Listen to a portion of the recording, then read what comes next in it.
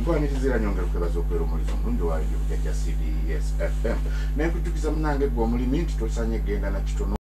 Subscribe to our YouTube channel now and make sure you never miss another upload. Kati nyamira programs zaffe zonna zosubiddwa ku YouTube channel yaffe eya CBS FM UG. Ring the bell and never miss another video. Twegatteko ku channel yaffe eya CBS FM UG ng'onyiga kadawo oba YouTube bell button osobola okufuna okumanyisibwa ku buli program gye tukuweereza. Leave a like now. Teweerabira YouTube channel yaffe CBS FM UG. Subscribe and leave a like. Mu Tanzania wakati mu bunkenke obw'amaanyi. Obunkenke buno buvudde kuki? Obunkenke buvudde ku mukono ogw'ekyuma ogukozeseddwa oba oguli mukozesebwa ekibiina ekiri mu buyinza ekya kyama penduza mpuliriza okulonda kuno kwakubayo ngena kusomweza 28 Oktoba omwaka guno tujjukira okwasembayo kwaliwo 2 nabe ekisanja kyabwe kya myaka 5. In fact bo bakava mu kulonda naffe waitawo emyezi mitono ne tugenda mu kulonda yenkola yabe Tanzania mu gatonya omwaka guno ekibiina ekya CCM kyekiri mu buyinza kyasemba President Samia Suluhu Hassan okubakwatira bendera jukira guno gomulundi ogusoosa okukwata bendera kubanga alimu kumalako kisanja kye yali mukamawo omugenzi John Pombe Magufuli era ne bamumyoka Emmanuel Chimbi yagenda okubeera omumyoka w'ekisanja kya myaka 5 kakati ne Chadema ekibiina ekisinga obunene ku dolufanya government nakyo kyatandika okweteekateeka ninga wakati mu kweteekateeka kigamba tekyagala kwetaba mu kulonda nga amateeka g'ebyokulonda tegakyusiddwa mu kujja kuba kumala biseera kuba bakwetabyemu enfunda zonna kati nga baga nti bwe watabaawo nkyukakyuka mu mateeka ga byakulonda tugenda kuba tumala biseera oba tujja kuba ng'emperekeze eziwerekera Samia Suluhu Hassan ku mbaga ye ey'okumutongoza kuba pulezidenti ekisanja ekirala era mu kaweefube oyo akakiiko k'ebyokulonda ne kateekawo kye bayita code of conduct document kiwandiiko nti bino bye birina okugoberera era tweyama nti tugenda kubigoberera buli muntu buli kibiina kirina obiteekako emikono ekibiina kya Chadema ne kigaana okukiteekako omukono n'olwekyo nga 12 omwezi ogwokuna akakiiko k'ebyokulonda ne kalangirirwa mu butongole nti engeri ensalesale gy'abayiseeko aba Chadema ow'okuteeka omukono code of conduct tebajja kubeera mu kulonda kuno okwa 2025 n'okulonda kwonna okuyinza okuddako wakati awo okw'okujjuza ebifo okutuusa 23 so baani eba ya myaka 5 kasita togondera kyakuteeka mukono ku code of conduct ebibiina ebirala byo ne biteekako omukono kwe kuli ekiri mu buyinza ekya CCM ekibiina ki ACT Wazalendo CUF Chauma TLP NCCR abo ne bateekako omukono kakati Chadema kye yakola ng'emaze okulangirirwa nti tegenda kuvuganya netandika kaweefube wa kuba nkuŋŋaana ng'egamba tejja kuba kulonda kasita tewabeera nkyukakyuka amateeka ga byakulonda no reforms no elections era Tundu Lissu ng'omukulembeze wa Chadema n'atandika okutalaga ebitundu ebyenjawulo akuba enkuŋŋaana awandiika ebiwandiiko n'abisaasanya ku mutimbagano nga byonna bisaba bannansi ba Tanzania bagugube balemese okulonda kasita waba nga tewali nkyukakyuka amateeka g'ebyokulonda ekyaddako gavumenti kwe kumukwata yali akava ku lukuŋŋaana lw'ebyobufuzi olumu era gyayogera ebigambo ebyo ebya no reforms no elections ne bamuggulako emisango egy'okulya mu nsi y'olukwe kakati nga 19 Mei wiiki lwe yaleeteddwa mu kooti avunaanibwe emisango gino mu butongole naye olwakaweefuba abadde akoleddwa n'abalwanirizi b'eddembe ly'obuntu okwetooloola Africa abalwanirizi b'eddembe ly'obuntu abawerako okuva e Kenya basazeewo genda e Tanzania babeerewo mu kooti nga Tundu Lissu avunaanibwa emisango gino ebbugumu lyasinze kuva mu ggwanga erya Kenya kakati gavumenti ya Suluhu Hassan ne bagamba temujja jukira teweetaaga visa okugenda mu mawanga gana ga East Africa kati oli abadde akwata bukwasi bitambulisho nga yesoga Tanzania kakati baba kwatidde ku kisaawe ky'ennyonyi yasoose yabadde senior counsel Martha Karua akulembera ekibiina ekijja mu Kenya ekya People's Liberation Party tumumanyi nnyo wano e Uganda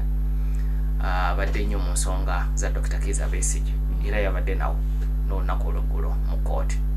kakati ayina n'abalonzi b'eddembe ly'omuntu abalaba yagenda nabo babakwatira ku kisaawe nga bakatuuka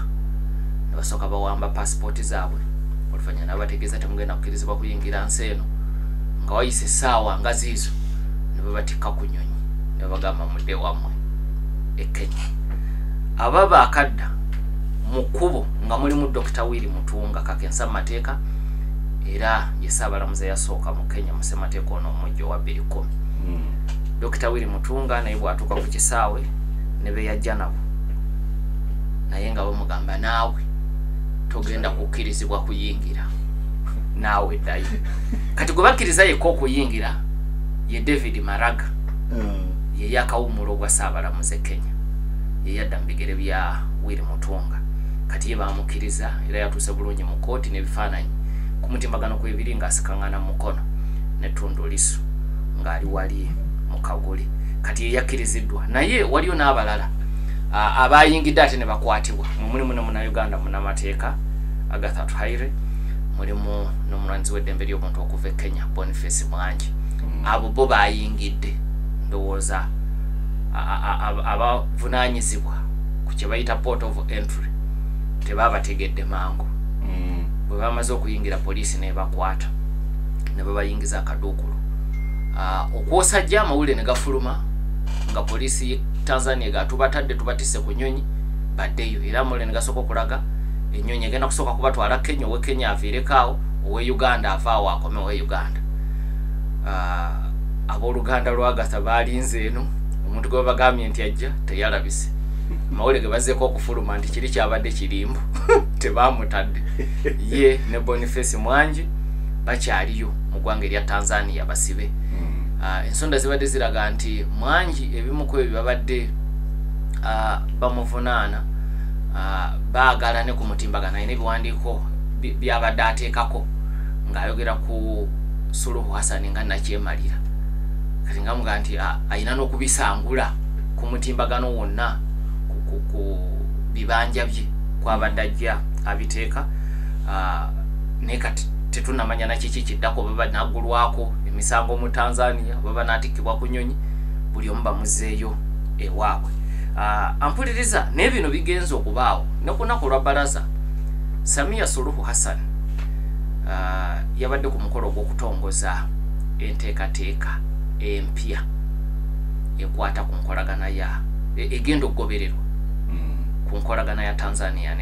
n'amawanga mala kibayita Tanzania's foreign policy eggwanga libeera n'akatiba mwe litambulira ku by'enkolagana nti Uganda ebyekolagana n'amawanga amalala biki ebifuga ekyo kati babadde batongoza poliisi eno empya Suluhu we yasinzidde n'alabula nti tagenda kukkiriza bantu kuva mawanga malala kujja kutabangula mirembe ejja Tanzania eraga nti we will not give a chance to anyone to come and destroy us tetujja kukkiriza muntu yenna kujja wano kwonoona nsi yaffe era naawe ebiragiro ebikakali eri ababy'okwerinda nti abantu abamaze okutabangula amawanga gaabwe temubakkiriza kujja wano e Tanzania ate naffe batutabule naga nti ekyo saagala kibeerewo naye ampuliriza akazito kano tekali ku bannabyabufuzi bokka ne muba mikutu gy'amawulire n'abalwanirizi b'eddembe ly'obuntu abali e Tanzania akazito kamanya ate katandise leero akazito kasinze kweyongera mwaka guwedde ng'ebbugumu mu by'obufuzi litandika okulinnya era omwaka oguwedde ekyokulabirako waliwo empapula 3 omuli olupapula lwa Citizen, Mwananchi ne Mwana Sport. Empapula zino zaggalwawoko okumala ennaku 30 naye nga kye bazivunaana kuwandiika amawulire gakolokota President Samia Suluhu Hassan era ne wetuwogerera kubanga bannakenya oluvannyuma lwa bino byabaddewo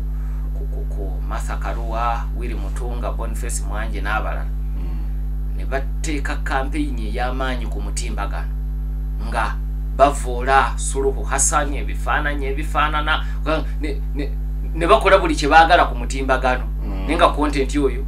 agwera Tanzania n'abe Tanzania amukola kibamulaba era ekimu ku kyazzeeko gwe mukuto gwa X okutaataaganyizibwa era kaakati okugufuna abali Tanzania bali mu kusoomoozebwa naddala olunaku olw'eggolo so kaakati yembeera nga bweri mu Tanzania nga beetegekera okulonda kwa bonna ogenda okubeera mu mwezi ogw'ekkumi. 88.8 CBS FM.